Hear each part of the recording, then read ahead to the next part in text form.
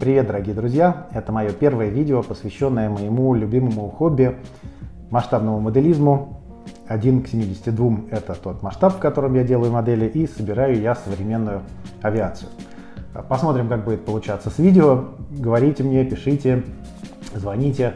Мне интересно, что вам интересно.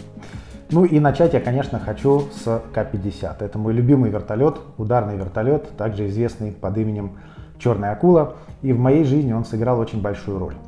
Впервые я встретился с ним на авиасалоне МАКС-95.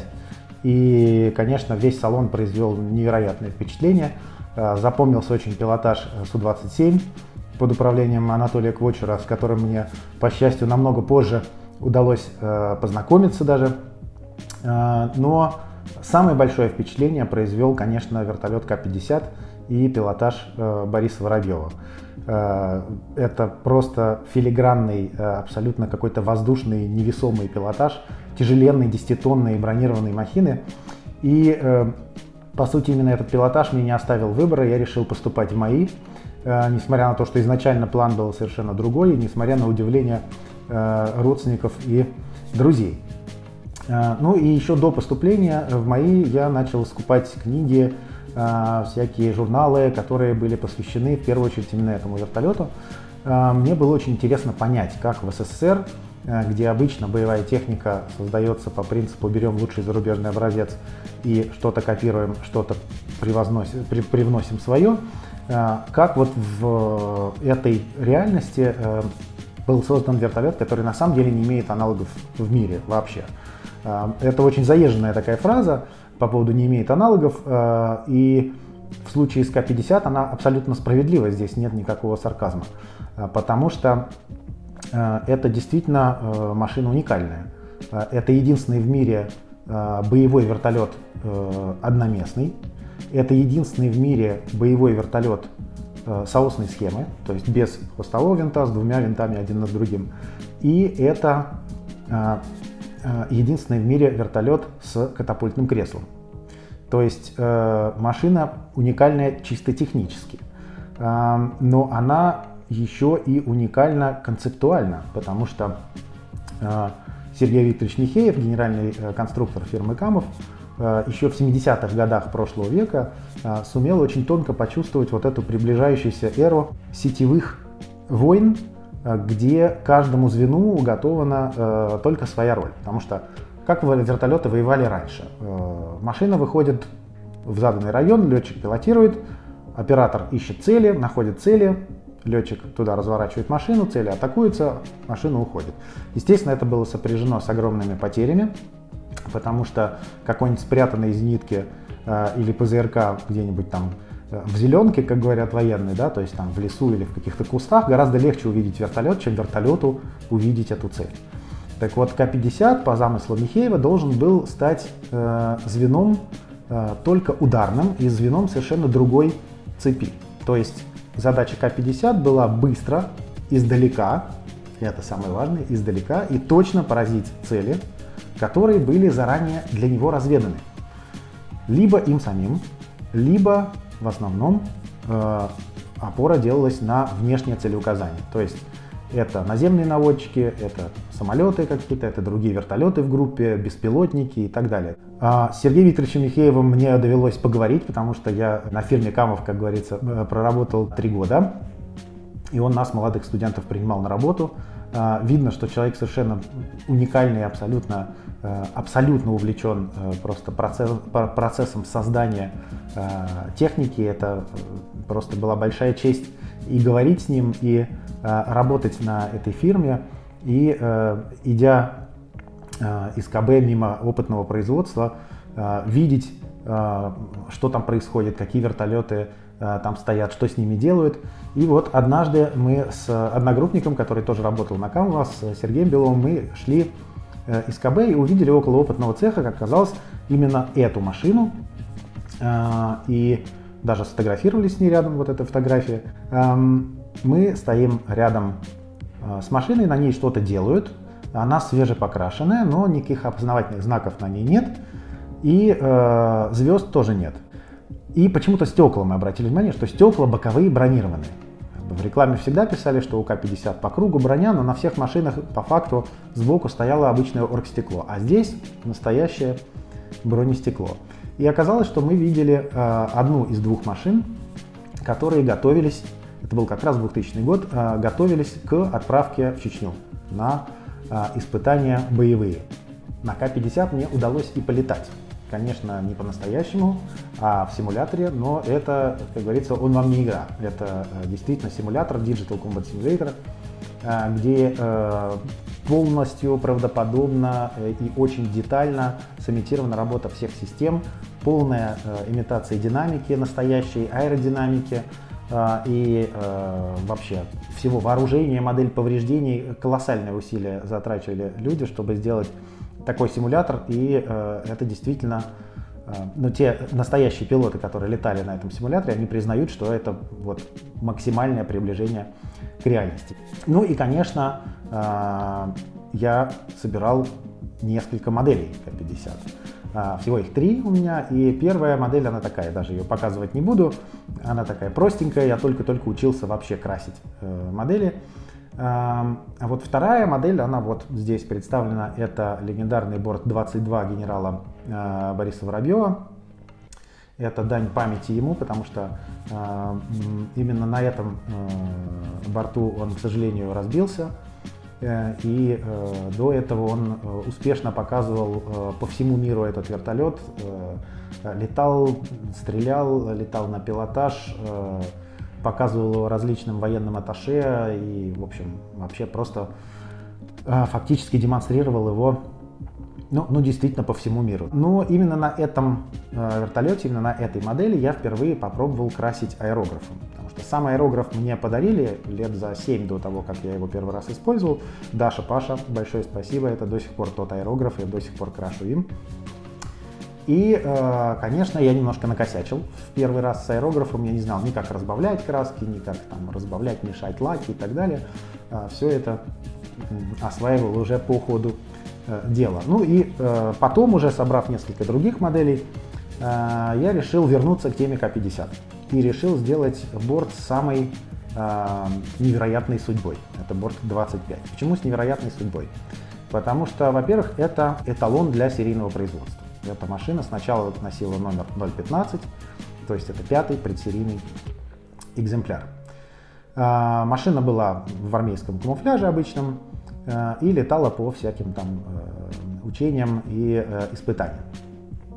Затем эта машина стала «Черной акулой». Как раз она снималась в фильме «Черная акула», получив абсолютно черную окраску, без опознавательных знаков. И, собственно, под управлением Дмитрия Павловича Автухова, летчика-испытателя КБ, она летала в фильме, громила всяких нехороших людей. И вообще фильм, конечно, как фильм довольно странный, но очень здорово, что в нем главный конструктор сыграл сам себя, летчик-испытатель сам себя сыграл, а всех хороших и плохих парней играли спецназовцы. И, то есть, на самом деле, это такое больше полудокументальное, такое игровое армейское кино, чем какой-то реально художественный фильм. И интересно, что Дмитрий Павлович Автухов стал, по сути, бренд-амбассадором, как сейчас бы сказали, самого названия «Черная акула», потому что в том же 93-м году, как вышел фильм, он именно пилотировал вертолет в Ле-Бурже, это был тоже К-50, у которого на хвосте красовалась эмблема Black Shark. Кстати говоря, еще одна очень интересная история связана с тем, что роль в фильме «Черная акула» должен был играть изначально вообще не К-50, а Ми-28, главный вертолет-конкурент. Потому что Сергей Птичкин изначально пришел именно в КБ «Миля», но там идею не поддержали, а камовцы как раз загорелись. Затем этот борт перекрасили обратно в камуфляж, и его готовили к командировке в Чечню. И вот тут интересно, что вертолет, как и в фильме, тоже без опознавательных знаков, гонял, уже реальных, вполне нехороших людей по горам Северного Кавказа. 13 боевых вылетов, если не ошибаюсь. Результаты были признаны успешными. Затем этот же вертолет демонстрировался на авиасалоне МАКС 2003 уже с бортовым номером 25, и именно этот момент я здесь и запечатлел. То есть эта машина вот в таком именно виде. Потом были еще испытания бортового комплекса обороны и так далее, но я, поскольку крайний раз виделся с этим вертолетом именно на Максе 2003, вот для меня он вот таким в памяти и сохранился. Поэтому действительно самое важное для меня в моделизме это вот как раз вот эта связь между реальным прототипом и, собственно, моделью. Поэтому мы с прототипом определились. Это борт 25, 2003 год, К-50 «Черная акула». Поехали. Сама модель это, конечно же, звезда, 7216 артикул. Новая коробка у нее сейчас, но у меня модель еще в 2002 году куплена, когда звезда только начала выпускать собственную модель. Инструкция, конечно же, сейчас другая, и она намного лучше, а декаль нам не пригодится, я думаю, вообще родная, потому что она пожелтела и, собственно, уже непригодная. Зато прозрачные детали – это то, на что надо в первую очередь смотреть, в отличном состоянии, и сам пластик черный, это нам тоже, в принципе, поможет. Все-таки черную акулу же собираем. Следующий момент, очень важный, это дополнения различные. Мы берем обязательно маски окрасочные от Arma. Это прекрасная вещь для окраски аэрографом. Декаль от Бегемота. И она здесь резаная, потому что я уже собирал борт 22, используя части ее. Но здесь мы будем использовать ее практически полностью, будем брать отсюда всю техническую информацию, а вообще эта декаль позволяет собрать абсолютно любую версию К-50.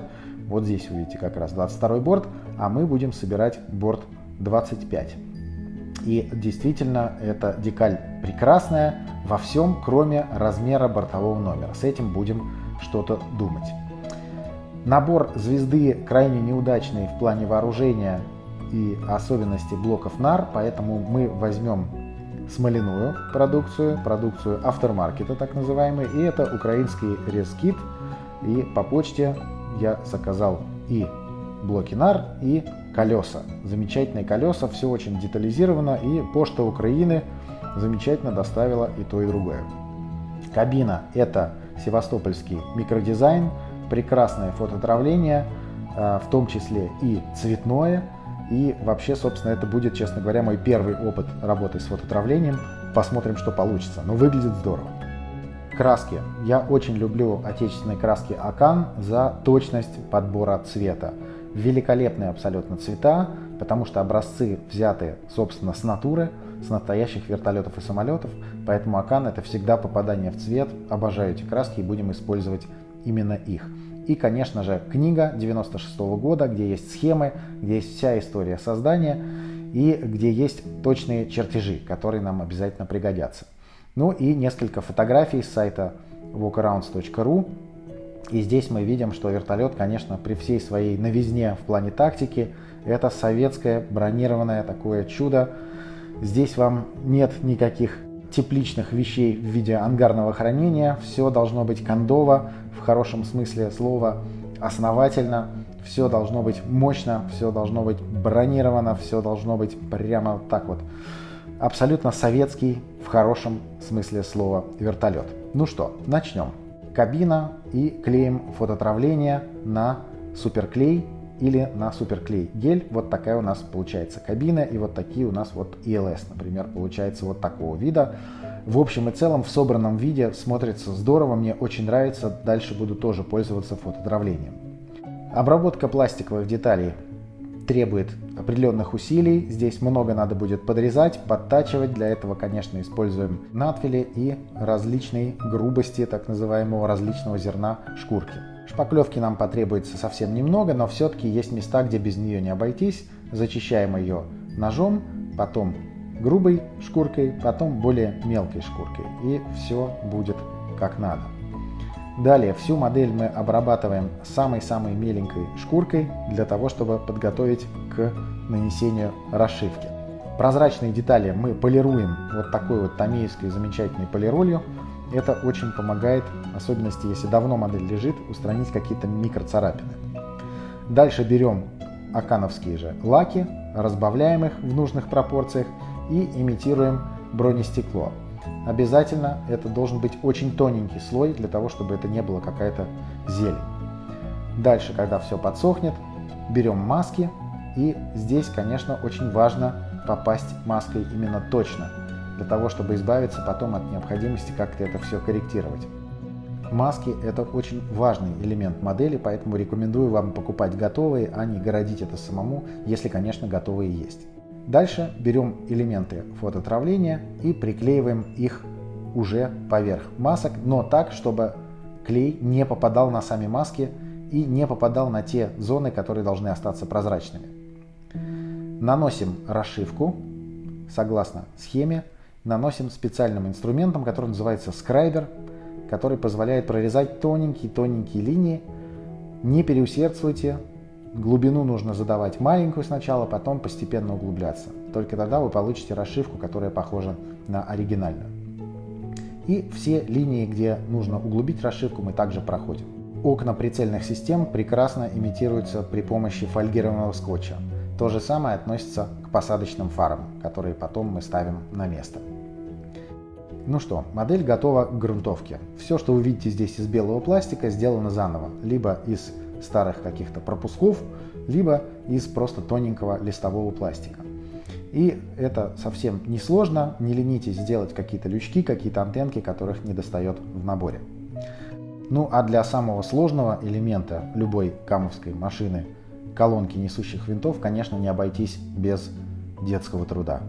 Старшая дочь Ариша решила мне помочь сделать колонку несущих винтов К-50. Конечно, вот в таком виде совсем сложно мы ее делать не будем, но как-то попытаться сымитировать какие-то дополнительные элементы колонки нужно. И моделизм, собственно, для детей это прекрасный способ развиваться, и это очень увлекательно, даже для девочек. Вот такая у нас получилась колонка. Конечно, мы ее будем еще дополнять всякой проводкой и прочими элементами. А теперь лопасти. И очень важный вопрос, как их гнуть, потому что изобразить для того, чтобы провис небольшой лопастей на стоянке у вертолета, их нужно подгибать. И тут, конечно, кто во что гораст. Кто-то говорит, что лопасти нужно нагревать, чуть ли не в горячей воде их там почти кипятить, или там над свечкой нагревать. Я поступаю проще, я просто беру руками и аккуратно подгибаю лопасть равномерно, делаю небольшой изгиб. То есть нам нужен небольшой излом около втулки, потому что лопасть всегда висит на ограничителе, плюс небольшой изгиб самой лопасти. Вот и готово. Руками, без всяких приборов. Настала очередь вооружения. Все эти детальки, они кругленькие и маленькие, требуют очень большой и очень тщательной обработки, так же, как и всякие поручни. Вот со смоляным вооружением работать легче, но там все делается на суперклее, надо быть очень внимательным, обратно не отдерешь. Ну что, модель теперь полностью у нас готова к грунтовке. Вот здесь мы еще какие-то детали втулки добавили, антенну спутниковой навигации, все закрыли масочками. Ну что, приступим к грунтовке и окраске. Вот он окрасочный бокс, вот он компрессор. И в этом боксе мы будем красить и грунтовать. Очень удобно, потому что здесь есть, во-первых, подсветка, во-вторых, вытяжка специальная, которая все пары вредные у нас выбрасывает за окно. Вытяжка достаточно мощная, в комнате ничем не пахнет. Погнали! Грунтуем колонку, грунтуем системы вооружения, грунтуем все абсолютно детали, берем, грунтуем лопасти. Весь пластик у нас должен быть загрунтован. Принцип простой. Все, что будет краситься, все должно быть загрунтовано. И в первую очередь, конечно же, сам вертолет. А потом начинается магия цвета. Наносим сначала первый слой краски. Тут, конечно, много споров. Какой цвет сначала наносить? Самый светлый или самый темный? И, в общем, на самом деле результат будет разный. Но здесь нужен именно опыт. Нужно смотреть, нужно пробовать. У меня в итоге получилось, что лучше сначала наносить темный цвет, а потом наносить более светлые тона. Теперь черед металликов. Красим металлическим цветом нары и будем также красить, конечно, предварительно замаскировав, будем красить лопасти. Приклеиваем лопасти к втулке и начинаем из аэрографа задувать камлевую часть лопасти таким металликом, имитируя металлический носок лопасти. Вот такая у нас получается втулка, но надо добавить сюда проводку. Из проволоки изгибаем по месту детали и потом на суперклее, предварительно, конечно, окрасив их, приклеиваем их ко втулке. Покрываем все это дело лаком для того, чтобы нанести небольшое количество декалей, а потом покрыв еще раз лаком, нанести смывку. Декалей у нас не так много, это по сути серийные номера лопастей, которые наносятся вот здесь вот снизу, и вот такие вот поперечные линии сверху. Покрыв еще раз лаком, берем смывку. Это по сути искусственные тени, которые добавляют глубины и делают модель менее игрушечной. Ну, потом еще увидим на фюзеляже, это более заметно. Модель уже окрашена в два цвета, и теперь мы добавляем третий, серо-голубой, которым мы окрашиваем низ. Здесь самое главное нам сделать не резкую границу цвета между серо-голубым и зеленым. Этого можно добиться разными способами. Кто-то делает специальные маски, которые отстают немного от поверхности моделей и таким образом добивается такого плавного перехода цвета. Я, честно говоря, ленюсь делать такие сложные маски и предпочитаю делать этот переход вручную, просто стараясь не залезать на соседнюю область. В этом могут помочь просто куски скотча, приклеенные для того, чтобы обозначить прямую линию и для того, чтобы стараться на нее не попасть. Эти же куски скотча защитят, если аэрограф решит вдруг выплеснуть какую-нибудь капельку, чтобы не перекрашивать потом этот кусок модели. Так что вот мой способ именно такой. Красить стараться вручную и просто вести аэрограф аккуратнее и получать этот плавный переход цвета. Ну а как только границы у нас обозначены, теперь нам остается только внутри прокрасить все хорошо, с разных ракурсов, конечно же, цветом серо-голубым. Этим же цветом мы, конечно, красим колесные диски и опоры шасси. Очень важно при работе с аэрографом минимизировать количество смены цветов, потому что каждый раз это чистка инструмента и каждый раз это очень долго. Докрашиваем оперение, потом еще докрасим крыло, и у нас, собственно, весь цвет будет готов. На элементы шасси мы сразу наносим смывку и тоже подчеркиваем рельеф. Теперь черным добавляем зоны, которые подвержены закопчению от двигателей, и финальные штрихи дорабатываем все антенки, подклеиваем недостающие датчики. Все это приклеиваем, конечно же, на суперклей гель, для того, чтобы модель была абсолютно полностью у нас готова к покрытию лаком. Все должно быть покрашено, все абсолютно.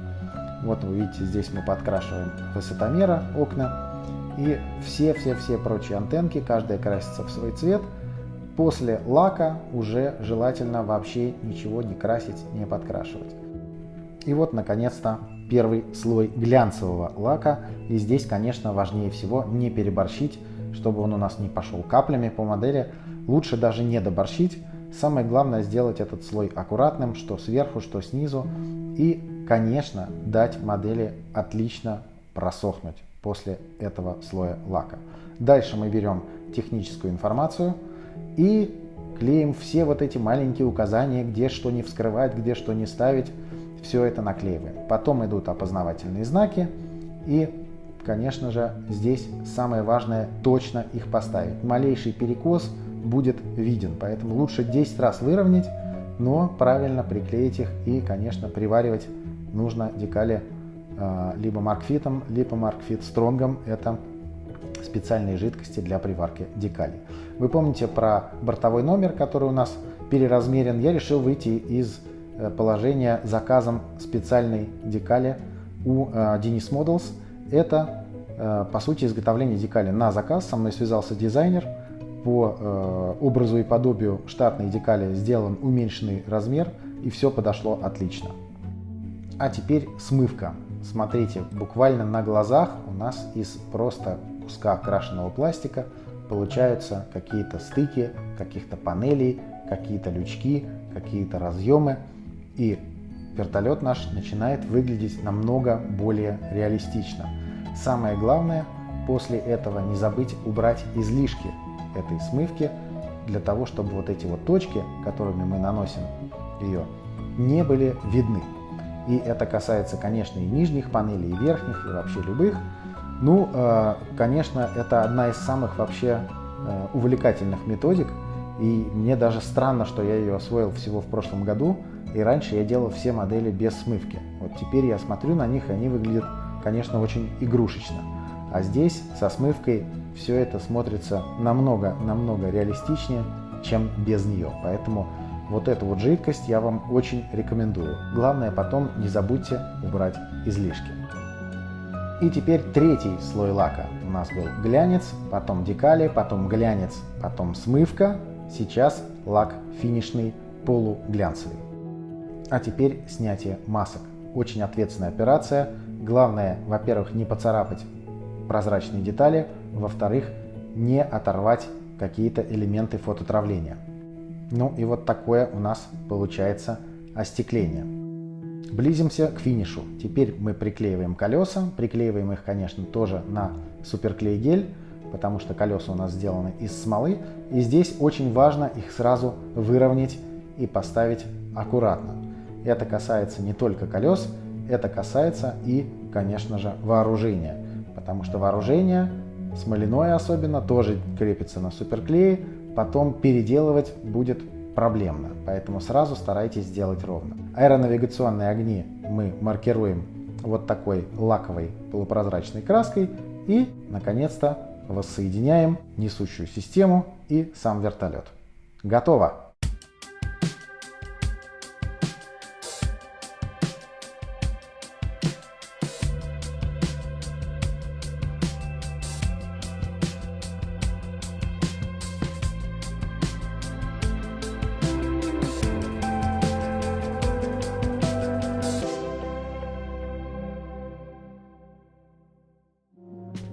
Ну что, друзья, вот такая получилась история и такая получилась модель. Если вы хотите посмотреть живьем на вертолет К-50, в парке Патриот есть один экземпляр. Это борт 23, тоже очень красивый, в отличном состоянии, так что приезжайте и смотрите с удовольствием.